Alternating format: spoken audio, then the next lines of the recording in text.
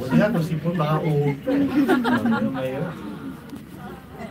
Knowing that He is caring, guiding, and also rejoicing with us. Okay? Now, another reason. Joy, or because joy is the characteristic of gospel, of the gospel.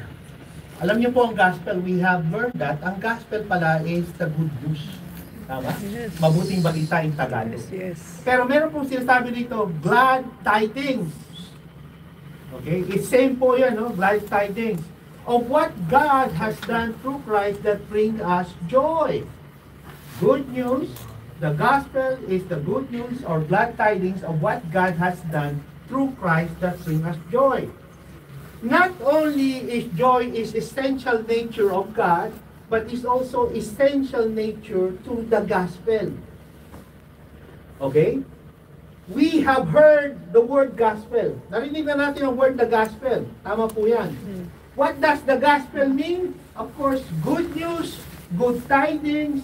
We have heard that also. Pero ang King James Version, the old King James Version, meron po siyang better translation. It called glad tidings. Glad tidings. And that is what really means. Kasi ang tidings ay balita, news. Isang balita na nagbibigay ng joy. Okay? And the word gospel means news and the fact that brings joy. So therefore, again, if we don't have joy, we are living outside the will of God and we don't have the gospel. Napakaganda po, no? Kahit note yun po, no? Pag wala daw tayong joy, again, joy and happy, malaking pagkakaiba. Garalan po na. Etong joy na to, pag wala daw tayo, we are living outside the will of God. At wala daw po sa atin yung gospel.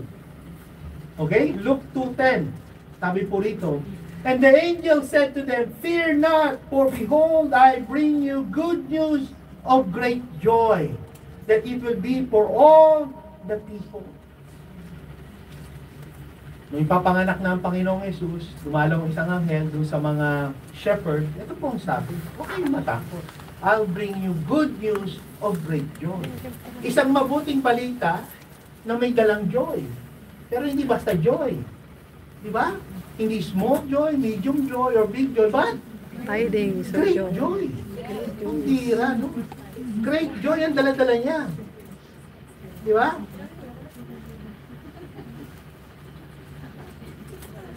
Tinatuloy po natin, verse 20. And the shepherd returned, glorifying and praising God for all that they have heard and seen as it had been told them. Nung nalaman na, they have this joy. Pag ikaw naka-encounter ng Panginoon at nagpakita sa iyo ang Panginoon, siguradong may joy ka. Diba? May joy ka, kapatid. So, do you know that the gospel, sino po mahilig sa mga fiction? Sa mga kwento-kwento?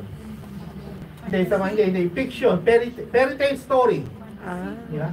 Alam niyo pala, ang fairy tale story at saka fiction, magkadugtong. Sabi po ni J.J. Tolkien, he wrote an article of the most remarkable things that fictional stories, fairy tale story, and alike, yung mga katulad nito, he linked this with his theology, pag-aaral po ni God.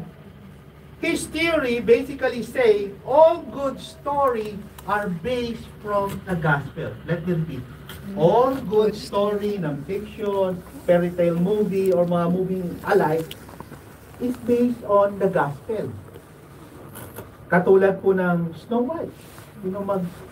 Sino po ang magpo-portion ng Snow White dito? Si Tinkerbell. Tinkerbell. Diba? Snow White. Ano ba nangyari kay Snow White? Napaunog ba yun? Yes. Tama, di ba? Ang gusto ko si Nakatulog, di ba? Hindi, tingnan mo natin, no? Sabi daw, yung mga ganong istorya, Snow White, yung mga Superman, all those have same trends. All good stories are imitations that were reflection of the gospel. Alam niyo ba ang movies ay pinaghahandaan to, pinag-iigi ito. Kasi kung hindi ito mainam at magandang movie, walang pipila ito.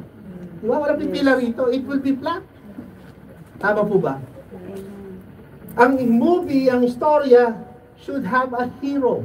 May bida. Saan nakita ng movie na walang bida? Traitor. Di ba? Kahit yung kontrabida